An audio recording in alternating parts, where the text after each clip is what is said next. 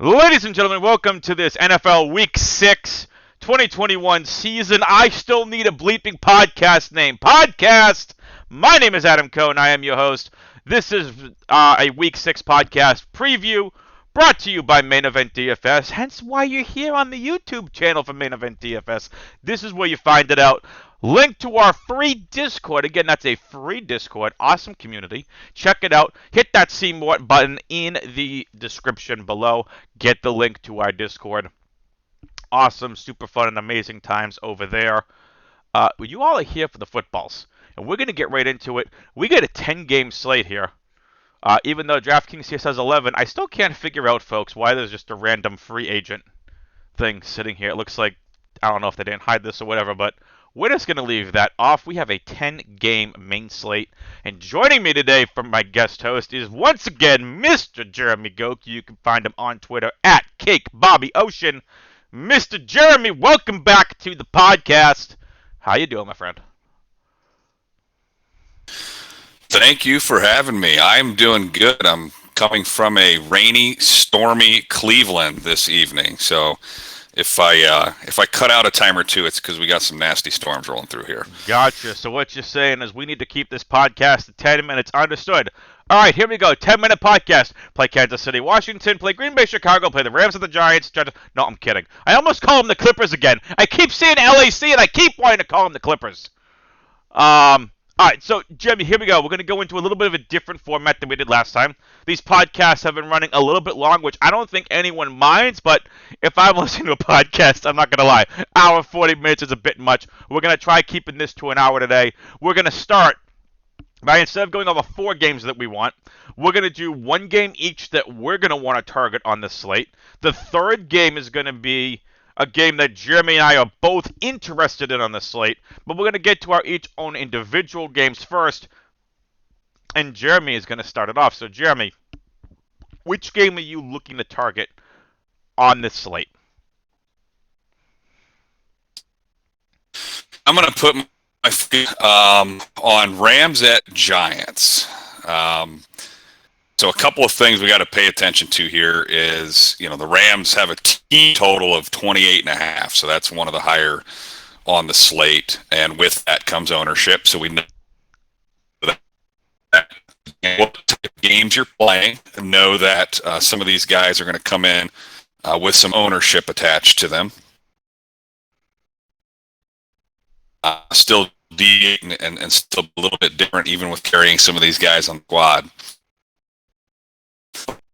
A Rams pretty much high-powered offense coming off of 10 days of rest and this Giants defense, which bottom third, probably the last 3 or 4 slots in run D and pass D. Yeah, I was going to say, the Giants lack their other defense. And again, folks, we apologize if Jeremy's cutting in and out. It's those nasty storms running through the Cleveland area right now. But we have Jeremy's coming in clear now. And, yeah, what else you want to tell us about this game, Jeremy? Because I feel like that 28 total for the Rams is it bad of me to say that that's low? No, I think the only thing that's going to keep it probably around that is going to be the fact that they get up and be able to run the ball with Henderson for this game. But I think that the Giants have enough offense to move the ball a little bit and have the Rams have to keep pedal. So obviously, Cooper Kupp got $8,000 price tag. Outside of him, most of the skill positions are 6,100 lower. So most of the target are going to go Kupp, Woods. You've got Higby at the tight end, who, he's not one of your flat names, but got the ability to put up a number. He gets a good amount of targets. It's a tight end, high-powered offense. It's a tight end versus the Giants. Continue. Yeah, exactly right. When that changes, we'll let you know. But it's a tight end versus the Giants. 100%. So, Jeremy, let's just go over this real quickly, position by position, before we let you finish up your thoughts here. Stafford, 6,700. I assume a quarterback you're going to want to have a lot of exposure to on this slate. He's, again, the ownership will be there, but he's probably going to be third, fourth, fifth most owned quarterback. So I think you're still getting some good outcome for pricing some of the tops. Gotcha. And I keep having you cut out. I feel bad. You're trying to get these amazing points across, and these stupid thunderstorms that are rolling through the region, they need to just knock it off. We need to just get you a dedicated podcast line. That's what I say. Main event, folks. We're going to get Jeremy a dedicated podcast line for his office. Please and thank you. I'm only kidding. All right, so Stafford definitely going to garner ownership at 6,700. Definitely a good play. I think that's what you were trying to say. You definitely going to have exposure to him. What about Daniel Jones, $5,500 on the other side? In clearly a game where the game script is going to be the Giants are going to have to throw the ball to be competitive in this game. Yeah, not only are they going to have to throw to keep up, they've got a backup running back going against one of the best run defenses in the league. So they're going to have to throw from so it's there. I don't know that it's ideal, but if you are doing multiple entries or mass entries, I think you can have some Daniel Jones teams. That's for sure. I think there's a quarterback you and I are going to be much more interested in. That's only a couple $100 more expensive than him. We'll get into him later on in the podcast, but let's head over to the running back position. Saquon Barkley's out for this game. Hello, Devin Booker. Chalk? Question mark? I hope that he's chalk because I won't be touching him. It will be chalk that I fade. I get where people are going with that. I think the problem is he'd be headed up against one of the best run defenses in the league, at least to this point in the year. And you know I'm going to call him mediocre at best. So to me, I want people to hop on that chalk. I think there are other backup running backs that we can go to in other positions that I think are better off. Mm-hmm. Booker's chalk, and it's chalk I'm going to fade. Yeah, I mean, look, if you have him and you picked him up in season long, if you spent a lot of fab on him, it's for good reason. We don't know how long Barkley is going to be out. They're going to have to get some semblance of a run game in. You're playing, most likely, if you picked up Booker and you need to play him in season long, you're going to have to play him. DFS, I kind of agree with Jeremy. Probably not someone as of this podcast recording I'm going to look to touch it all. If I'm playing Daniel Jones, I'm pairing him with his pass catchers and I'm moving on. I want no part of Devontae Booker this week. Definitely someone season long we keep in track with. But Darrell Henderson, $6,000, I think is about $1,000 at least too cheap for this matchup. And he will be super high owned. I'm guessing he will be possibly the highest owned running back on the slate this week. I think he's chalk that we need. And that's exactly what I was going to say. Is the Giants side is chalk to fade. I think the Rams side is chalk that we have to eat and take it. He very much has the potential to put up the had to have score, right? If you want to pop big in a tournament, he's very well could put up that running back spot that is if you didn't have it, you don't have a chance type of score. I'll tell you this, so I'm not going to tell, I've been telling the folks this. This is as of, I would say mid-Friday afternoon or early Friday afternoon here on the East Coast. The ownership projections that I'm looking at, I'm not going to say who they're from, but the projections I'm looking at have Darrell Henderson right now sitting at 15.2%, and I think that's 10% too low.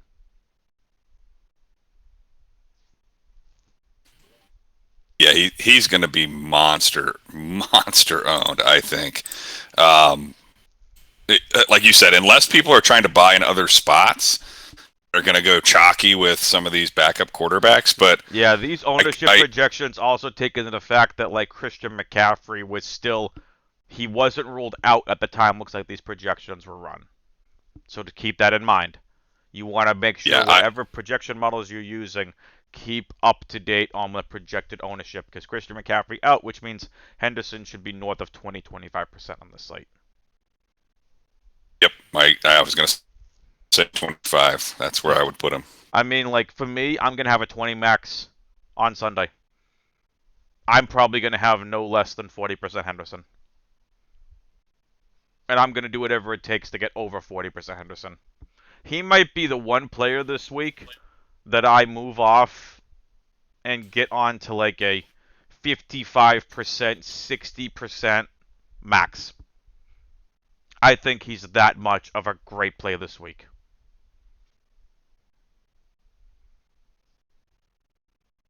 So, all right, we've had enough here with the running backs.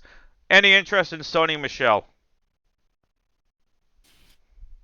Sony Michel from 3 years ago, or Sony Michel today? Why are you gonna torture the Patriots fan of me like that? Why are you gonna do that? I'm a Sony Michel fan, have been since he was in college, and was excited that we drafted him. Had a great playoff run, and then I don't know what happened. It's sad. But Sony Michel 4,300. I mean, if you're entering over 20 lineups, or even in the 20 max, 5% in the 20 max, but 150. I could see 5 to 15% Sony Michel. Just make sure there's no Darrell Henderson in that lineup. Just have a little bit of a hedge. Yeah, I mean, if you're talking about, so you're looking at a certain game script, right? That they're gonna go to what? Score 40-ish points, right? It's possible. To make Sony Michel. It absolutely is. That's where he becomes viable, right? I mean, Darrell needs a break maybe, but I don't know if it's going to be a slate breaker. But you could see a 3 to 4x out of that. Mm-hmm. And we're going to probably need value on this slate, so I think it's just something to keep in mind. All right. We talked about it, and this is where I think we need to spend a little bit more time on, is the wide receivers and the mess of injuries that the Giants are dealing with right now. Kenny Golladay is out for this game. Where are we going for wide receivers, Jeremy, in this game? I already heard you say like Cooper Kupp and like Robert Woods and everything, but like, where are you looking to target? Yeah, the great thing about this system is I think there's a lot of value receivers in this game. And by value, I don't necessarily mean, super cheap. I just mean that you can get guys at a good price. Obviously, we mentioned Cooper Kupp at $8,000. That's not. I mean, that's a fair price for Kupp and the targets that he gets. But Woods comes in next at $6,100 for LA, and then you're dropping down to $5,600 and below for Tony and Shepard and Slayton, all for the Giants, all viable options. And then, of course, Van Jefferson at $3,400, a viable option. Deshaun Jackson. Yeah. I know. I didn't want to say it either, but I'm looking at him and I'm like, he's 3,700. He was really involved last week. Yeah, yes. So the price tag is there. He's seen 5 targets was his max this year. 2.0533. Yeah, and they needed him again. That was the game against Tampa Bay where they needed him. And again, this is what Jackson does, which is why for the last several years, the only time you can really play Deshaun Jackson is DFS on a weekly basis or in best ball because he's not a reliable option. 5 targets, 3 receptions for 120 yards and a touchdown.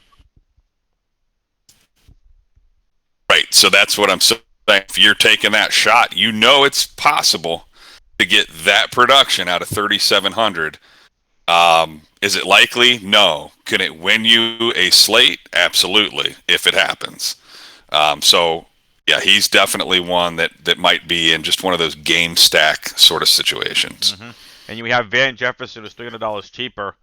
Here's his targets from games 1 to game 5. 3 targets, 3 targets, 6 targets, 6 targets, 4 targets. More involved than Jackson. He's not doing much with the production yet. No, he hasn't turned it into very much. I think he's got a couple of touchdowns. So if he's going to hit big, you're going to down out of him. He's going to be more along the lines of you're going to want him in the lineups that you don't have Kupp or Woods, because that's what you're going to bet on, right? You want a piece of this game.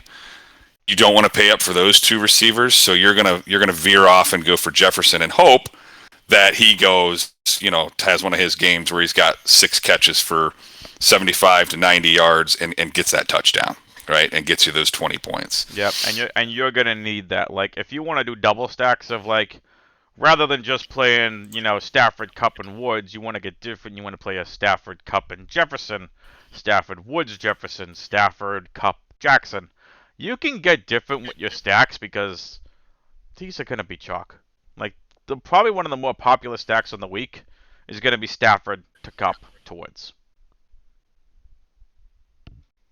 Yeah, absolutely. Anything that you've got with Stafford, Kupp, Woods, Henderson is going to be fairly popular. Once you start reeling in Higby, Van Jefferson, if you threw in a Deshaun Jackson, or, if you, on your bring back, I think Kadarius Toney is going to be fairly popular because he's increased his target share the last 2 games. And I will definitely have pieces, but Shepard is just now returning from an injury, so he may go overlooked for somebody who is a pretty popular target for Jones early in the season. I hope that Shepard goes overlooked in this game. Shepard was the go-to receiver for Jones before he got injured. 9 targets in game 1, 10 targets in game 2. I really hope he goes overlooked. He'll probably be my most popular bring back in my Ram stacks. Yeah, and he's the one that gives you a little bit of variance, right? Because I do think a lot of people, recency biased. Toney just last game went for 13 targets for 10 receptions, 100 yards. People salivate.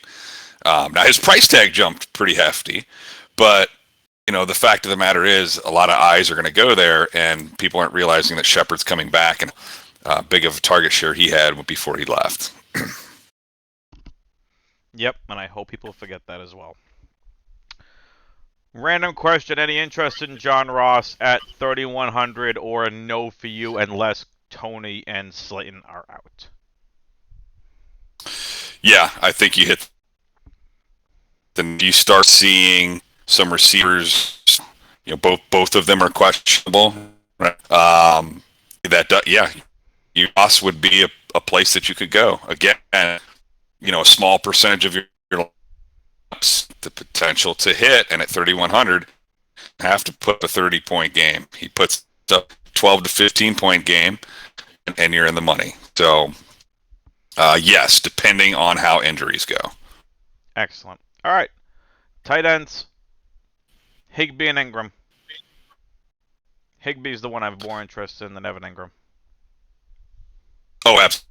So Higby's the target here. Ingram is got the skill.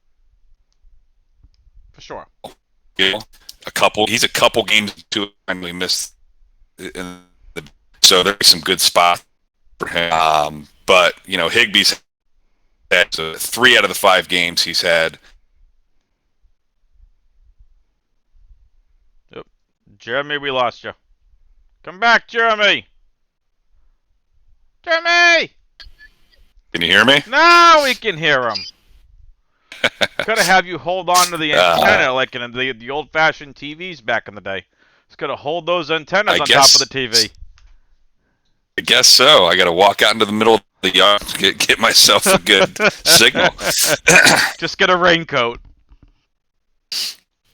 Oh, I'm gonna need rain umbrella the whole night. So tell us about Tyler Higby. You were mentioning 3 games, I think, are 5 targets or more.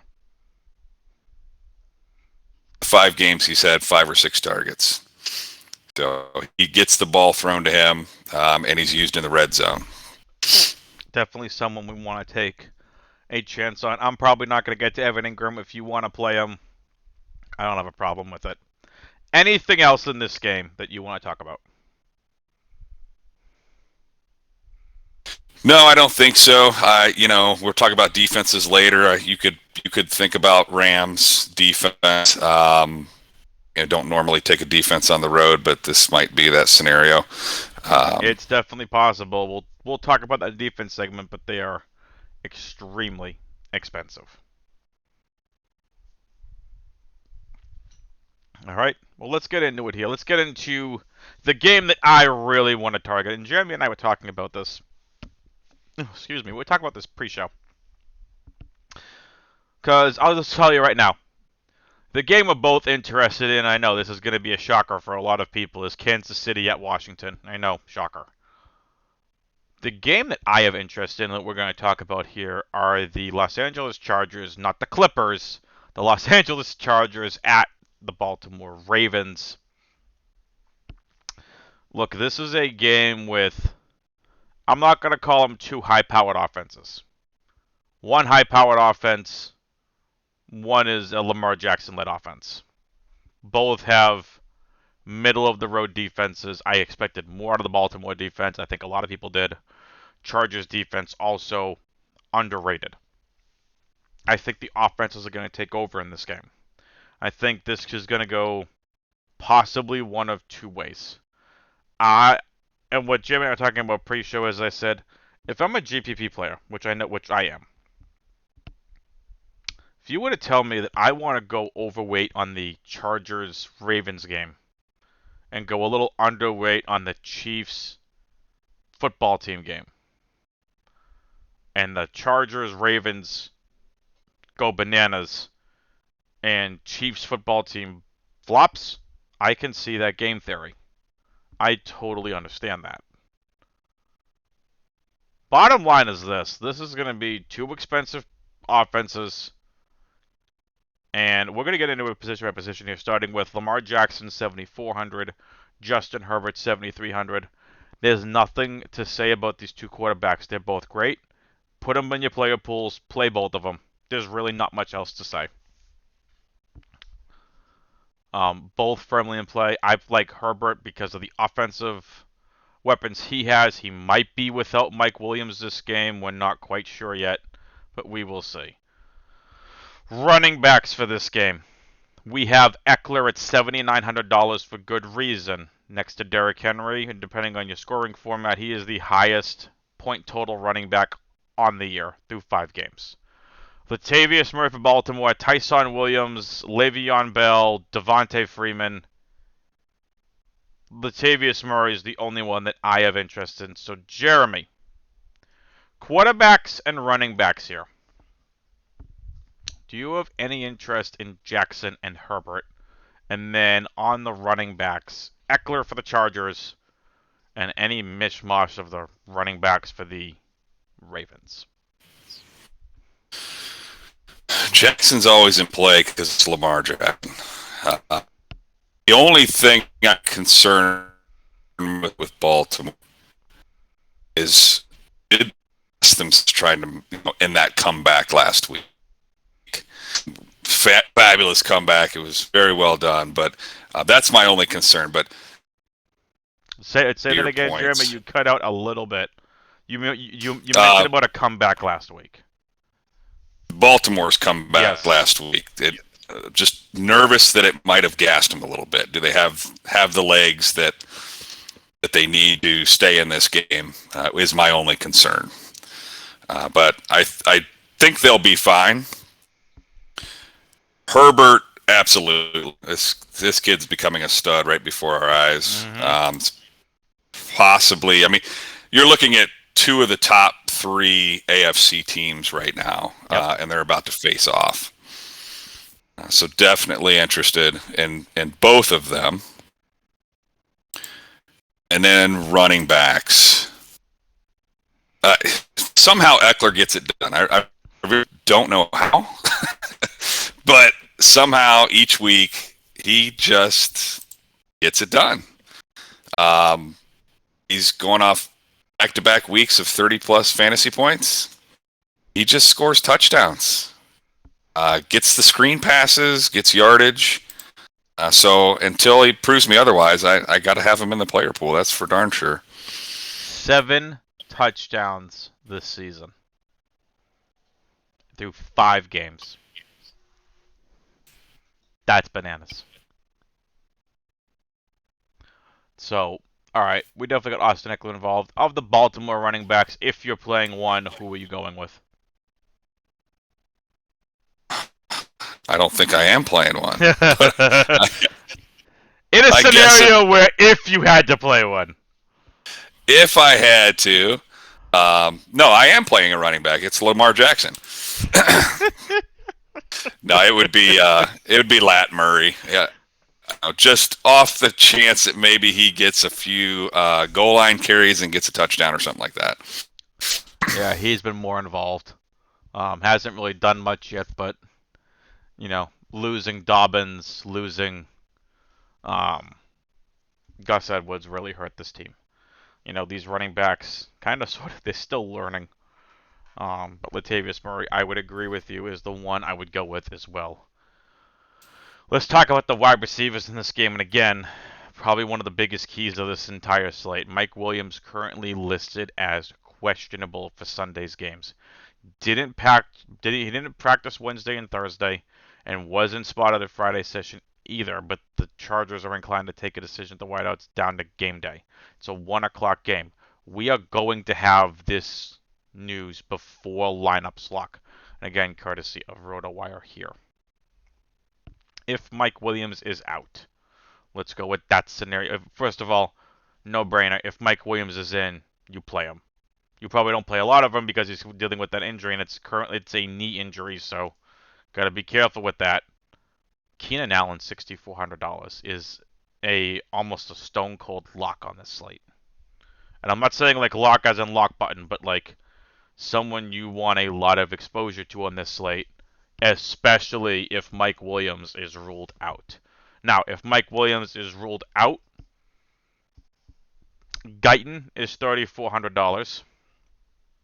Palmer is min-priced at $3,000. I don't think KJ Hill's really been involved. He hasn't. So it's Josh Palmer, who I'm probably not going to get to. It's probably going to end up being Guyton. And they're probably just going to give Jared Cook a few more targets. And Jared Cook is $3,200. You can take a chance at Parnham.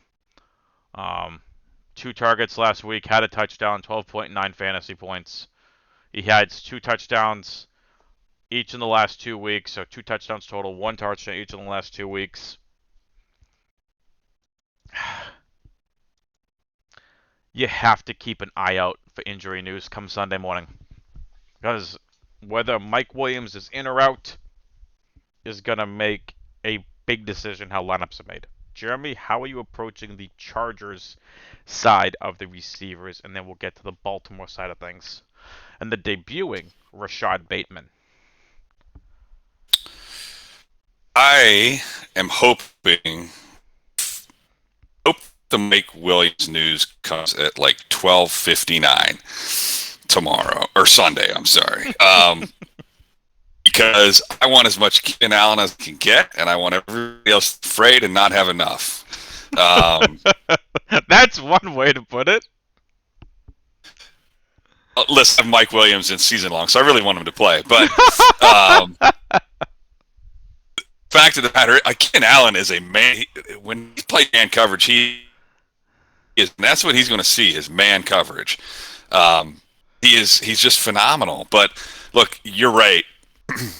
If Williams is out, guy had 16 targets last week. 16.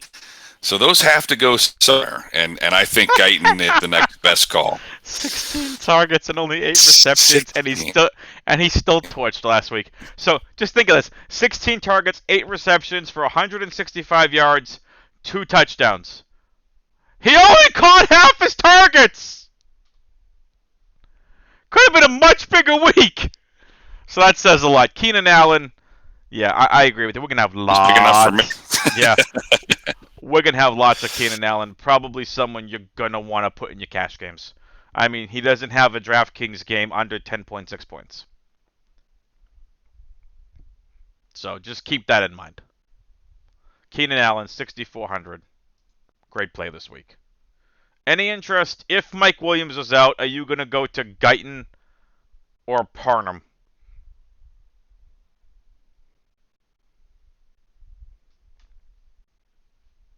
Jeremy? I think we lost Jeremy again. We'll get him back. On the Baltimore side of things, so before we get Jeremy back, I'm going to talk real quick about the Baltimore side of things. For Baltimore, Marquis Brown has been a fantastic wide receiver this season. We've thought of him in seasons past as a boom-bust wide receiver. He's really good. Against the Chargers, they're going to need him. Marquis Brown clearly knows that, what's the best way for me to say this? He doesn't want to lose his job to Rashad Bateman. So we'll talk about that real quick. The first round rookie wide receiver the Ravens drafted this year, Rashad Bateman, is going to be making his season debut. He has been activated off the IR game and is expected to play Sunday for the Chargers. Sammy Watkins has been ruled out for this game. With that being said, with Watkins being ruled out, we are going to be playing Rashad Bateman in large field GPPs only.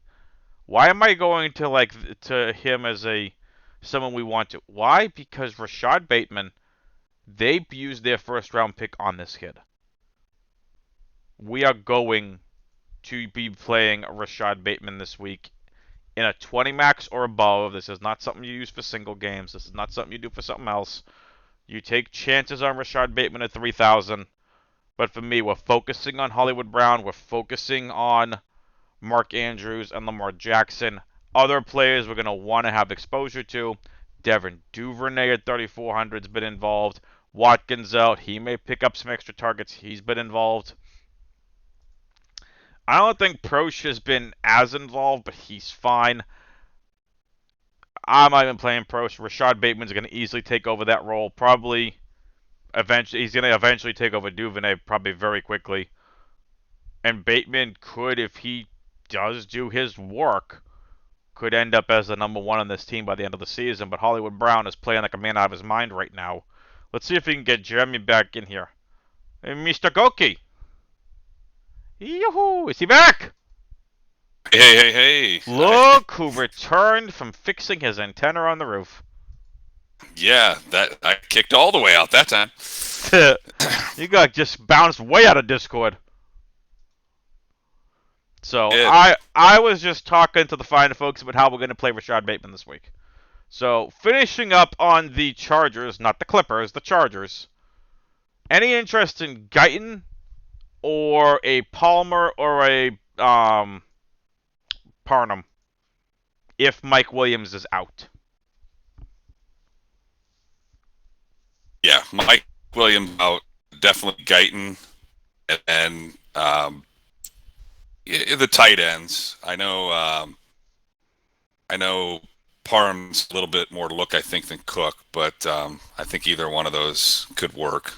Right. I mean, like, Keenan Allen we're playing, Cook we're playing, Eckler we're playing, Herbert we're playing. It's just the scenario of, if he's out, who does the targets go to? Does it go to a Parham? Does it go to a Guyton? Does it go to a Palmer? Right? Like, I think it's just Guyton for me, because there are so many other plays we're just going to want to get to, I think. For me, it's just we're playing Guyton if Mike Williams is out. And we're probably just raising exposure on Keenan Allen, Austin Eckler, and Jared Cook. Would you agree with that? Absolutely. Excellent. Baltimore side of the ball. Where are you going for the Baltimore wide receivers? I was just talking about how we're playing Rashad Bateman in 20 maxes and above. Not someone that we want to play in cash. Not someone we want to play outside of a large field GPP. Not someone playing at a single entry or a 3-entry max. You have any interest in Rashad Bateman this week debuting for the Baltimore Ravens, the rookie first-round wide receiver for the Ravens. Yeah, I mean, I'm all over Brown. Just like we said, Keenan Allen crushes man. Brown crushes zone defense, and that's what they're going to see. So it's set perfect for these two big receivers. But to your question, Bateman, yeah, you don't want to be on the train late, right? So let's and see what at min price he doesn't have to produce too much, and I think with probably Andrews is probably going to get Derwin James treatment. They're going to have some open receivers. So, yeah, I'm on board with Bateman. Excellent. Yeah, Marquis Brown's too cheap at 5,900. Too cheap. Any interest in Devin Duvernay? 3,400.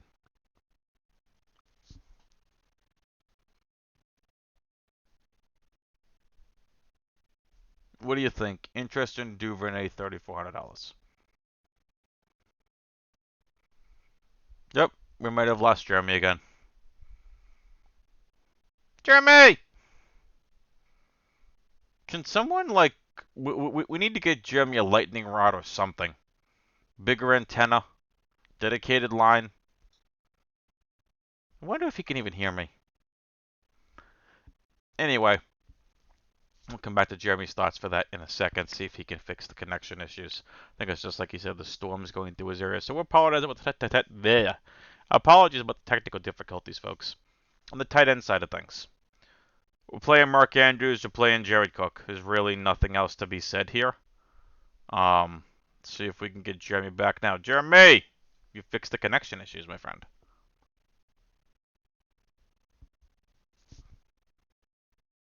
No? Yes? No? Maybe so? Now, looks like he's still trying to figure that out. So I got nothing else left to talk about here in this game. Like I said, we're playing Andrews, playing Goecke, a game that I definitely am going to have exposure to in my 20 max, and a game I want to target the Chargers at the Ravens. Jeremy! Alright. Sorry, folks. We're working on it. We're working on it. So we will wait for Jeremy to get back before we get in here into the next game. While we have this break in the action, I want to remind all of you to drop a like on this video, leave a comment down below, hit that subscribe button, and hit that notification bell. That way there, you all know every single time one of these podcasts drop. And now let's see if we can get Mr. Jeremy back. Jeremy, take 3. Action! Yeah, I apologize, guys. That's Discord does not like me tonight. Oh, it does that to me on the CSGO Clutch Pod. I completely understand. Sometimes when Dan and I are recording, it's like, why the connection issues? I understand. Finishing up with this game. Any interest in Devin Duvernay and the tight ends? So Duvernay, I'm probably, if I'm going down to that price range, probably going to find somebody else, or even Bateman there. And how about the tight ends? Andrews is always in play. I'm just a little bit afraid. Like I said, he's going to get the James treatment. But I'm still going to have him. I'm still going to have a small percentage of him. It's Mark Andrews. He's going to get something done, I'm sure. Mm-hmm. And Jared Cook, which we already talked about, he already gets targets. If Mike Williams is out, absolutely someone we have more exposure to. So, Cook, 3,200. Thoughts? Yeah, absolutely. Like you said, you got Williams out, and I think somebody's got to pick up 16 targets. It might as well be Big Jared Cook, right? For sure. All right, well, here we go. Let's get into the big game of the week. Game that you and I are both targeting, and game that we're targeting in general. It's the Chiefs at the football team. This game has the highest over-under on the slate at 54. I believe. Let's refresh Vegas Insider here real quick. Yes, this game has a 54 over-under. Kansas City favored by 6.5. We mentioned a quarterback that we like, Jeremy. We mentioned who the cheap quarterback is that's probably going to be chalk. We mentioned the one that we want to go to. Taylor Heineke is $5,800. Hello, cash game quarterback. Yeah, you said it. It's got cash game written all over it. And you certainly use them in tournaments as well. You just got to, that ownership, people are going to pay up at other positions. Ownership might be a little high. But definitely, like you said, definitely cash games, or if you're doing single entry, 3 entries, that might be a guy to look at as well. For sure, for sure. Patrick Mahomes, $8,300. Should really be a no-brainer. Put him in your player pool. Now, Jeremy, with that being said, would you agree Mahomes in your player pool? I mean, it's Patty Mahomes. He's always got to be there, right? I said this weeks ago. Keep forgetting to reiterate it on the podcast. I said this weeks ago. I think the Chiefs are a one-trick pony. I think defenses are starting to figure them out. I'm not dismissing the greatness and talent of Patrick Mahomes. Defenses have to worry about 3 people. Mahomes, Hill, Kelsey. Clyde, I think, is out for this game. He's on IR. He's out. It's the Darrell Williams show.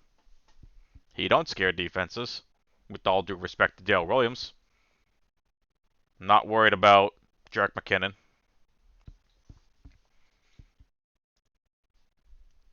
What are we doing with the running backs in this game?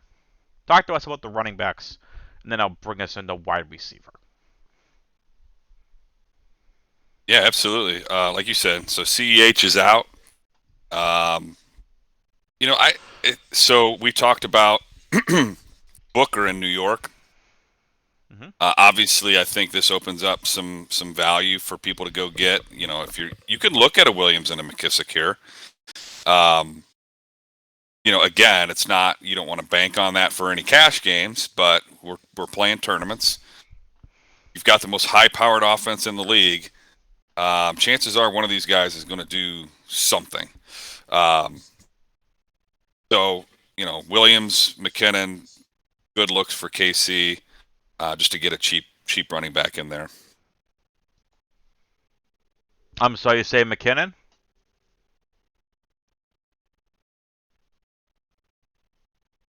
Did you say McKinnon?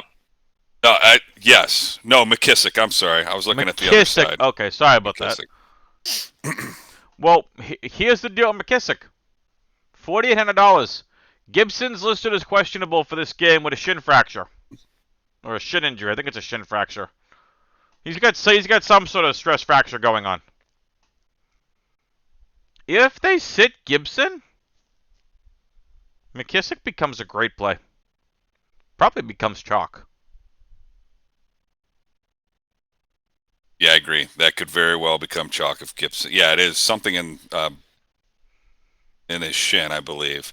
Mm-hmm. And even if he plays, is he limited? Right. I mean, so you're looking at that possibility as well. For sure. All right. So that's it here on running back. So again, we're going to have to keep our eyes open, but I think Williams is a good play. Gibson's a good play. McKissick's a good play. I'm not really playing any McKinnon. But definitely we should have exposure and keep an eye out on Sunday morning for the final injury report.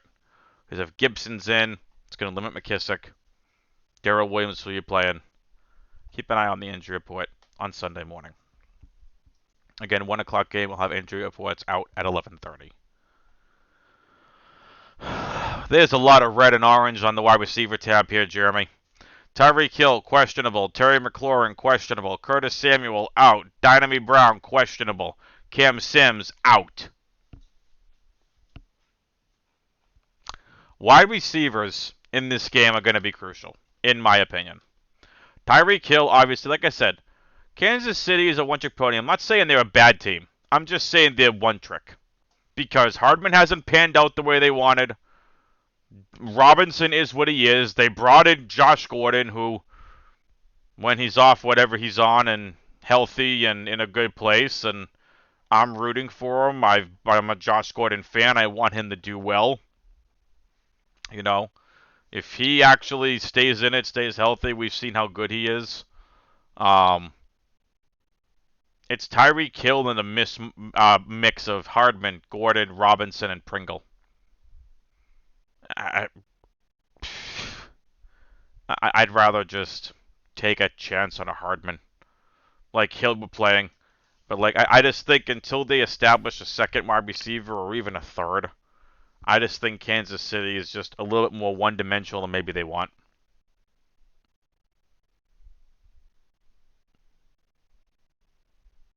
Yeah, I think so. Here's what we're looking at when you say wide receiver is important in this game. Chiefs passing defense is 31st DVOA, 29th in yards allowed per pass. Washington's pass D is 29th DVOA, 28th in yards allowed per pass. There is no defense being played past the line of scrimmage in this game whatsoever. So, how interesting would it be if Hill and McLaurin are both out? It is wide open. What injury has McLaurin been dealing with? I didn't even realize he had a questionable hamstring injury. Yeah, it's a hamstring, which, again... It was added Friday. That's not a good sign. I don't like seeing a player added. I think Stefania Bell, has said this over and over on the Fantasy Focus Football podcast. She doesn't like seeing a player added to the injury report late in the week.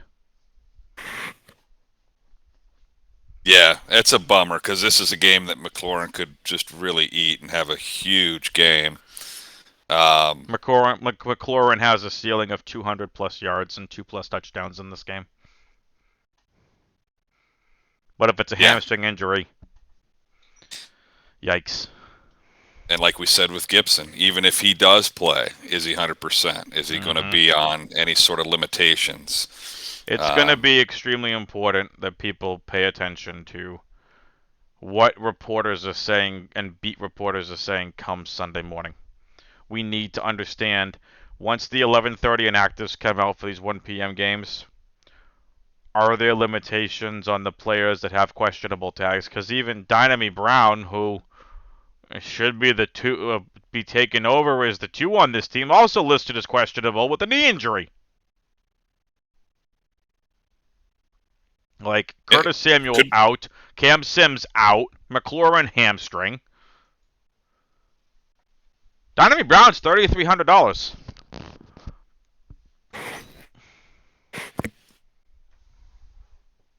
We could be looking at Adam Humphries' eat game here if everybody else is out. That doesn't sound appealing. It sure doesn't. Oops, did I say that out loud? I mean, like, he's been involved. But he was a Fitzpatrick target in the preseason. Not exactly. I mean, Heineke's even targeted him a bit too, but like 2 targets, 8 targets, 4 targets, 1 target, 5 targets. Hasn't caught a touchdown yet. Had decent amount of yardage, but I mean, is Logan Thomas IR? Yeah, but yeah, that's what I'm saying. You've got Ricky Seals-Jones. Is this going to be a possible Adam Humphries, Dynamy Brown, Ricky Seals-Jones type of game? I feel like that's where we're headed, bud. Yikes. Yikes. I don't want to talk about this game anymore. It's just like, if there wasn't this many injuries, can you just imagine seeing Hill versus McLaurin? Speed versus speed. This would be so much fun. Damn. So I think we've had enough talking about these guys. It's Hill, it's Hardman, you know where you're going. If you want to take chances on Gordon, Robinson, Pringle, fine. Washington, you had to pay attention to Terry McLaurin. If McLaurin's in, you play him. If he's out, Humphries, Dynamy Brown, if he's playing. Carter, who's been more involved. This is a guy I want to talk about. DeAndre Carter last week saw 8 targets, 4 receptions, 62 yards, 11.3 DK points. DeAndre Carter is someone that we're going to have to look for if McLaurin is out, if Dynamic Brown is out. If one of them is out or both are out, we're playing Carter because they're going to have to throw the ball to somebody. And Carter's been involved. So we're going to be playing Carter. Tight ends in this game. Kelsey, you play him. Ricky Seals-Jones, play him. And there's really nothing else to add here, is there, Jeremy? Nope, that's it. Any thoughts on Carter at 3,000? Because he's the main cheap min-price wide receiver that I'm interested in. Really over Rashad Bateman. Yeah, I think you're right. I mean, we've said it, I don't know how many times today already. You have to watch the injury news. If you've got guys out and you've got somebody who already had 8 targets last week, there it is. That's who's going to pick up the slack. Yeah, him and Seals-Jones. For sure. All righty, my friend. That is our 3 games that we want to target segment. Now let's get into our GPP segment here. GPP or fade segment games. Jeremy, you have first pick. Is it a GPP game you want to? Is it a GPP only game that you want to target, or is it a game that you want to fade? Where are we going? I'm liking the GPP only option here. Got a lot of good options to choose from. Sure do. Where you headed? I am going to play the homer card here, and I'm going with Cleveland, Arizona. Let's get into it. Arizona, the undefeated 5-0 Arizona Cardinals at the Cleveland Browns. Big news to start off before we even do the player breakdown here, Jeremy. Tell us about it. Well, as you informed me, sounds like we got some COVID news in the, at least on the Arizona side, with Cliff Kingsbury going to have to be out this game. And I'm not sure if it was a test positive or a tracing sort of thing, but Cliff Kingsbury tested positive for COVID-19 and has been ruled out for this game. So there you got it. Arizona is going to be on the road without their head coach. That is a downgrade to everyone on this team, in my opinion. A downgrade to every Arizona Cardinal. Yeah, I can't disagree with that. That's a pretty big hit, and to have it happen, sort of towards the end of the week, sounds like news just came out either today or late last night, and yeah. So all of a sudden you got other coaches trying to scramble and make make things as normal as possible, but yeah, it's a tough spot. So there were a couple of players that unfortunately, not even just players, I think there were Cliff Kingsbury plus some others that unfortunately tested positive. So there's like 3 players, and there is a message here from the Fantasy Layup app that says, quote, the NFL isn't considering any changes to the Cardinals-Browns game despite Arizona's series of positive COVID cases this week, I'm told. On is scheduled for 4:05 p.m. Eastern Time Sunday. The Cardinals are going into enhanced mitigation protocols. They're scheduled to travel Saturday. That is from Tom Pelissero on, quote, 8:32 p.m. Eastern via the Fantasy Life app. So that kind of says a lot there, Jeremy. That, I mean, like, we're still in the middle of a pandemic. Most of the league is vaccinated. But a positive test is a positive test. No head coach is a downgrade to a lot of this Arizona offense.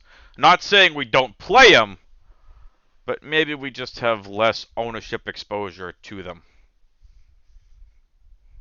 Yeah, and you have to think about this again as we talk about the news. You got to see what's going on, but also keep in mind, I believe there's only 2 other 4 o'clock games So your late swap options are extremely minimal. Yeah. So you got to keep that in mind as well. The late slate of games is just, ugh, just not where I want to go on the slate. We'll talk about it, but I just have no interest in that Dallas New England game. Arizona Cleveland, probably the game you want to target. The Vegas at Denver, I think, is an interesting game, but no John Gruden there with stuff that we won't mention on the podcast. I don't even know what to make of that game. That could just be a slow defensive slugfest. So I think this is the game. If we're having a hammer, it's probably this game. So talk to us about it, position by position. Kyler Murray, 7,900. Baker Mayfield, 5,900. Yeah, quarterback-wise, Kyler's probably the better option here just because he can get it done with his legs. Baker's been a little bit wild. He's had some great games. He's had some really bad games. They're both in play for me just because I'm going to be looking to stack this game and if I feel like I've got a couple receivers on each team that are going to go off, well, the quarterback's the one that's going to get them there. So they're both in play, probably a little bit, even with the price tag, more Murray just because he can get me some points with the legs. Makes sense to me.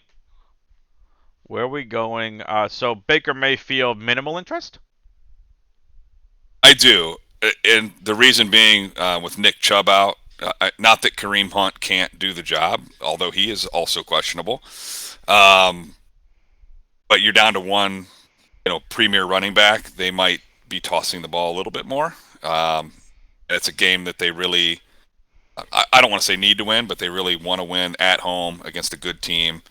And they got a short week coming up, so they're going to want to get ahead of this game. Oh, does Cleveland have the Thursday game? Yes, they have Denver on Thursday. Ooh, interesting game. So that's interesting. Cleveland's got a late game. Denver's got a late game, and both are going to be on Thursday. Oh boy. All right. So with that being said, running backs in this game. You said at the top, probably the biggest piece of news that's not with the head coach being out. Nick Chubb ruled out for this game, and Kareem Hunt is listed as questionable with wrist/knee injury or injuries. I don't think. What are we doing with this game? So Hunt's going to become probably fairly chalky. I don't think he sits. I think Hunt plays. I don't think his injuries keep him out. But with that, it also might be one of those had-to-have-it scores if Kareem Hunt, goes off. Yeah. He's going to be the focal point in that backfield with Chubb out, and it could be a monster game for Hunt. It's possible. I mean, I think the Arizona defense definitely is legit this year. But, not having a premier running back, it's like, excuse me for your Browns fandom here, but you have two premier running backs going down to run. Welcome to most of the rest of the league. But no, and this is why both of these running backs provide value. And if one's out, why one should skyrocket to a quote-unquote top 10 play if the other is out or limited. I like the Hunt play. Edmonds and Connor. Edmonds listed as questionable for this game with a shoulder injury. Game time call on Sunday. This harkens to the Ravens for me. When you've got a quarterback that's going to use his legs, I get a little bit worried about using the running backs in those situations. The Browns' run D is pretty good, and their pass D is mediocre. So I could see the Cardinals going to the air way more often. So I don't know that I really have interest, except for the fact that, again, if you're stacking, these guys might find their way in. If you say, if you're in the game theory thought of Arizona gets to a lead and runs, then you're definitely going to want to have a little bit of these guys in a couple of lineups. Gotcha. For sure.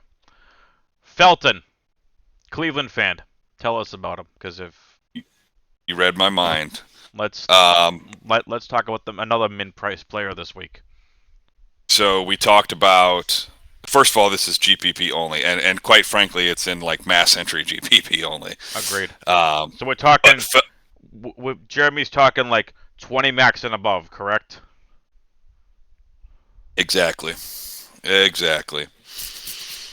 So Felton is a very dynamic player.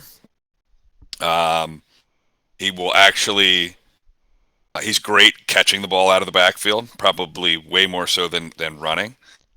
But here we're saying, okay, again, let's flip it and say that Cleveland gets up big, and then we're trying to, keep Hunt from getting too much wear and tear, so Felton comes in the game, or Kareem Hunt's injuries take him out of the game early, or just the fact that Felton will be playing more snaps. He's got the dynamic ability to catch a screen pass and take it to the house. So, again, you're only going to need somewhere around 15, 16 points to have a blowout game from Felton. And if he catches a screen pass for 50 yards and a touchdown, you're over halfway there. So the ability's there. I'd have him at a very small percentage, but if you're building any game stacks around this game, you might want to find one or two to fit him in. For sure. Felton, definitely someone I got interest in. 100%. Well, now I'm going to ask you the question. It's wide receiver time. And we're going to make this real quick. But Jeremy was talking about it pre-show as we were doing our sound check. Are you still considering Odell Beckham, who's staring you in the face at 5,100? And where were you going with the Arizona wide receivers and the Cleveland wide receivers? So I'll start off at the top with Hopkins. To me, he doesn't provide enough value. It's both of these teams actually spread the ball out quite a bit. Talking 6, 7, 8 receivers a game, and it's just not enough feed to Hopkins for him to really have these huge games that you need at an $8,000 price tag. If you're looking for him to get to the 30-point game, I don't think he's done it yet this year. And I just don't know that he gets the ball enough to be able to do it. He had a 26-point game to start the season. Odell Beckham, 5,100. I never, 2 years ago would have never thought I'd see Odell Beckham at 5,100. But you've got, yes, I get it. He had 3 targets last week. The week before that, when Baker had probably one of the worst games I've ever seen him have, he had 7 targets to Odell that probably could have been worth 200 yards if he puts them on the money.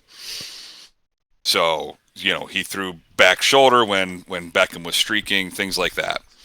So, at some point, Odell Beckham is going to go off, and we know he's got 30-point ability. This might be the week when they're airing out and they're trying to stay in the game. Odell Beckham might be there, and at this price tag, got to take a couple shots. Yep. So Hopkins, clearly a play. But like you said, 26 points week 1. Hasn't really done much the rest of the week. Taking shots on Beckham, great. Once again, we're back to the roulette wheel that is Christian Kirk, AJ Green, and Rondale Moore. Do you have a feel on which of these 3 is probably going to be the second favorite wide receiver this week? Of course not, because when I think it's Rondale Moore, it's AJ Green. When I think it's AJ Green, it's Christian Kirk. When I think it's Kirk, it's Moore. The fact of the matter is, and like I just said, both of these teams spread it out. These are not like your Minnesota Vikings or your LA Rams, where you the guys that it's going to go through. They spread the ball out a ton. But so I'll have little pieces of all of them in different stacks as I stack this game for GPPs. And then from the Brown side, it's the same thing. You're looking at Higgins and Peoples-Jones. There seems to be a little bit of connection going on right now with Donovan Peoples-Jones just from the last game. So I probably have a little bit more there than in Higgins. But again, it's just kind of building those stacks and hoping one of them goes off because they spread the ball around quite a bit. It's true. All right. Anything else you want to talk about here with the wide receivers? Nope. Early in the season, Anthony Schwartz would have interested me, but they just don't seem to be scheming to him at all. Yep. Only one target in every game in each of the last few weeks and did not catch any of them. So definitely looks like it's Peoples, Jones, and Higgins. It's crazy. Just like one target, one target, one target, one target. It's just crazy to see. Mm-hmm. All right, let's talk about it. Tight ends. Let's talk about one of my sneaky favorite plays of the entire week in David Njoku. Njoku's just got the raw talent. If anybody, well, and probably all you needed to do was see highlights, but his catch and run, the 71-yard touchdown, is the upside that Njoku brings to the table, and he can do that at any moment. And I feel, again, like I said with Donovan Peoples-Jones, it might be the tall guys because they're the only ones Baker can see over the line of scrimmage, but he's starting to get some rapport with some of these bigger guys and finding them down the field, and Njoku is making hay on that. Yep. At least he did last game. 7 targets, 7 catches, 149 yards, and a touchdown. He was bananas. Any interest in Austin Hooper? No, Hoop's just he's pivotal for the Browns. He catches important first downs, but he's only got 1 touchdown on the season. I just don't. He's just not quite in the game plan enough to put up a huge score. I would agree with that. Here's his stat line for the season so far: 11 receptions, 97 yards, 1 touchdown. That's crazy. Talented player, just not being utilized effectively. Arizona right now does not have a tight end. Arizona did trade for Zach Ertz. Max Williams on IR. I have no interest in any Arizona tight end. Would you agree? I agree with that. All right, let's get into the next one. Anything else you want to talk about this game before I get into my GPP pick? No, I think we hit it all. Excellent. My GPP pick is going to be the Cincinnati Bengals at the Detroit Lions. This is going to be super quick. I'm going to blow through this entire game relatively quickly. Both offenses are in play in this game. Cincinnati defense is okay. Detroit defense is bad. Cincinnati stacks are going to be fun. Burrow plus Chase is the main stack. Burrow plus Chase, and then one of Higgins or Boyd. Joe Mixon, listed as questionable for this game. Whoops. There we go. Joe Mixon, listed as questionable. Should be playing in this game. We're playing Joe Mixon. Joe Burrow, 6,300. And Jared Goff is 5,100.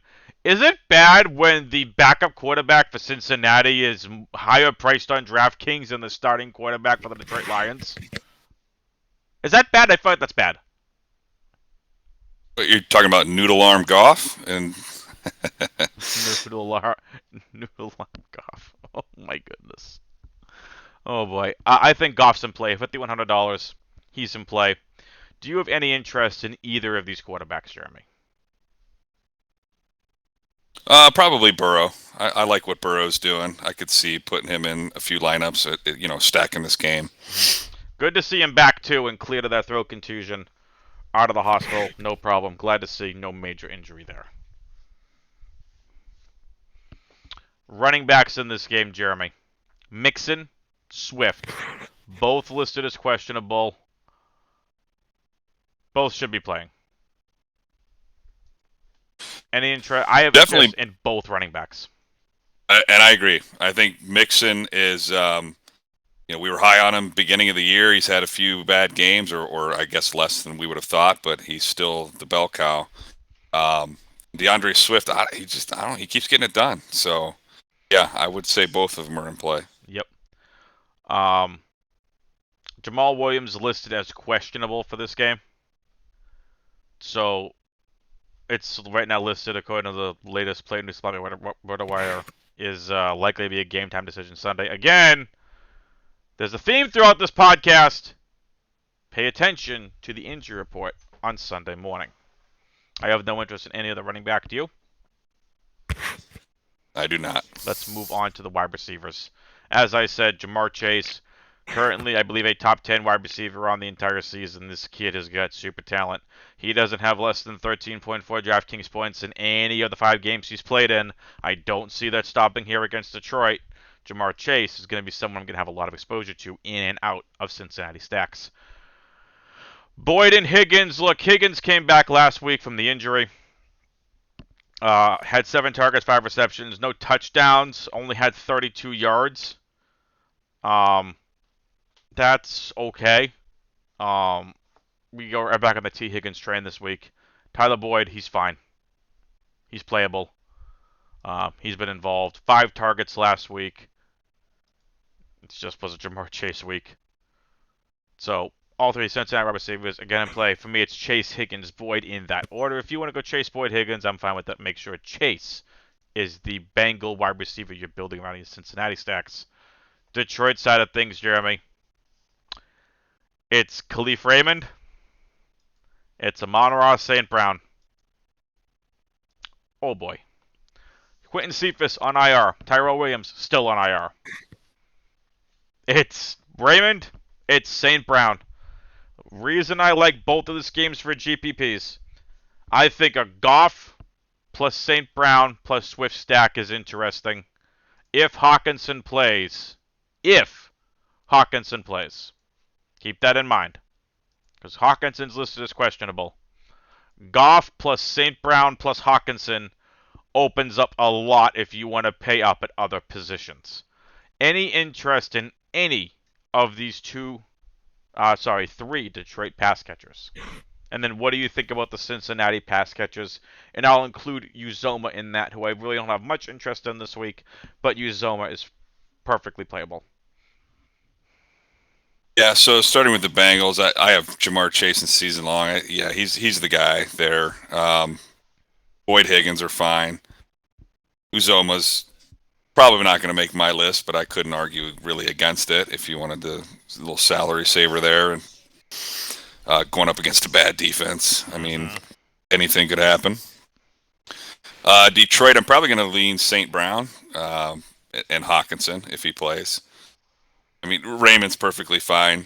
Again, they're going to be throwing the ball, and that's really all they have. So it's got to go somewhere. For sure. So, like I said, it sounds like you and I have more interest in St. Brown than we do Raymond, but Raymond's fine.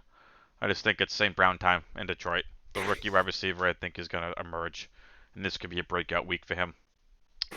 If he's available on your waiver wire and you have a spot in season long, he's worth a flyer. Anything else for this game, Jeremy? No, I think we hit it all. All right, let's get into our defense segment here. Give me the defenses you're interested in this week. Well, we talked about one, and although we don't do it much, taking a defense on the road with the Rams. I just don't think the Giants have quite enough to do anything there, and the Giants are going to have to be throwing the ball. So we could be looking at sacks and picks. 4,700. It's a lot to ask for a defense. Yes, it is. On the road. But it's the Rams against the Giants. So keep that in mind. Outside the Rams, which are obvious, my friend. Where are you going? It's a great question. I would hope so. Again, I'm going to take a little bit of a flyer on the road, and looking at the Vikings, I just don't know how Carolina's going to attack. The Vikings defense isn't overly fantastic, but again, I think Carolina might be forced to throw a bit, and we could be looking at some. The Vikings can sack the quarterback; they can get to the quarterback, so some sacks and picks there as well. At a much more reasonable price for a road defense. For sure, 2,900. Yep. Who else are you interested in this week?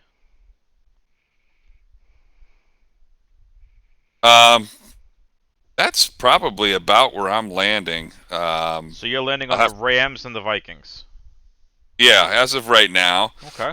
I'll have to look a little bit more about what's going on and look at some injury news to see what happens on Sunday, but those will probably be the two I'm looking at. If a lot of value opens up, there's a chance the Rams become extremely popular because people will have the money to spend up at defense. Absolutely. So, all right, for me, defense I'm interested in. I'm also interested in the Rams defense. I'm interested in the Colts this week at home versus Houston. I know Davis Mills has looked good, but that's fine. I'm interested in GPPs only in the Patriots defense at home versus Dallas. No, it's not a homer pick. Patriots defense is one of the best in the league, even without Stephon Gilmore. I don't mind either the Vikings or the Panthers. I could see that being a defensive slugfest. Shout out to the Fantasy Footballers podcast. Check out their podcast. It's awesome. But they were talking about how this game could just turn into a defensive battle or more defense focused. No CMC. Cook's probably coming back. It's just, we don't know where to go in that. So I could see Vikings and Panthers here for DFS. I like the Browns at home versus Arizona. I like the Ravens, Ravens, Lions, and the Washington football team. Ravens 2,300. Again, this is just large field GPPs. This is large field GPPs only for Ravens or GPP only. Yes, they're facing the Chargers. Chargers, not the Clippers, the Chargers. Yes, they're facing them. I don't care. 2,300 is too cheap for the Ravens. They need just a couple of sacks, maybe an interception. It can be done. The Ravens are at home. West Coast team traveling east. So keep that in mind for a 1 p.m. game if you believe in that narrative at all. Lions defense at home versus Cincy, $2,100 worth a speculative flyer. And the Washington football team, a defense that was supposedly coming in as a top 5 fantasy defense this year, is min price at I don't know if it's min price anymore, but $2,000. The Washington football team get a couple sacks, pick Mahomes off once, pays off the salary. Yeah, that's where I'm going for defense. Jeremy, let's get into everything here. Core, value, GPP, and favorite stack. Where are you going with your core? Core, I can almost talk about games even more so than people, because Kansas City, Washington, the Clippers and the Ravens. Oh, I'm sorry, the Chargers and the Ravens. You're going to get a lot of core out of that. So that's just looking at those quarterbacks. Number one, you're going to get some there, but some names we haven't heard. We talked about Eckler, but and Darrell Henderson at running back. So that's probably where I would stick for core there. Wide receiver, well, you got a pretty big price tag on Devontae Adams, but Minnesota is a narrow path, right? So you got Jefferson, Thielen, you got DJ Moore in that same game. He's going to get probably a ton of targets. Yep. You got your Rams receivers, your top two guys, Kupp and Woods. I mean, you can't miss with those guys. And then tight end, I like Higby. I mean, Kelsey's obvious. I like Jared Cook and Ricky Seals-Jones. Just some good core plays there. I like especially even if you're in cash or single entry or 3 entry. I like it. Value, where you headed? Value. We've talked about a lot of value. Yeah, I think I'm going to pretty much stick with the value that we've talked about across the board that we've pointed out. I don't think I have to rehash any of that. I would agree. So guys like Carter and Bateman and Dynamy Brown and McKissick, if Gibson's out, again, go back and listen to the podcast. It's again, a lot of the value this week is either based on injury or it's based on Bateman debuting or it's based on just guys that are underpriced. I could even say Marquis Brown as a value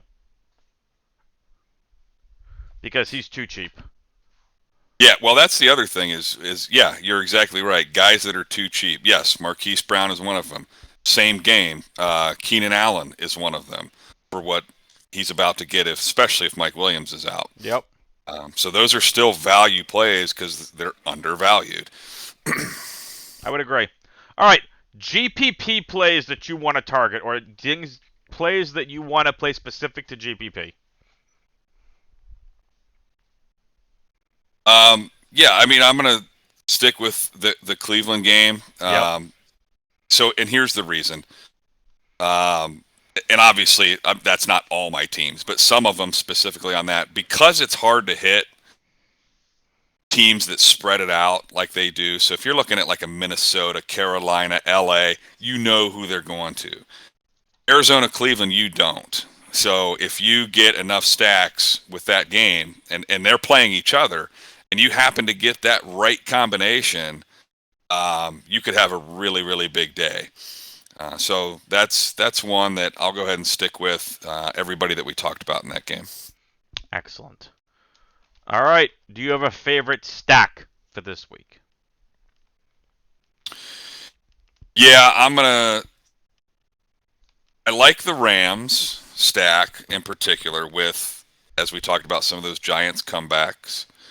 But then I really liked your game as well, the Chargers Baltimore. I think stacks from those two games are going to put you in a really good spot.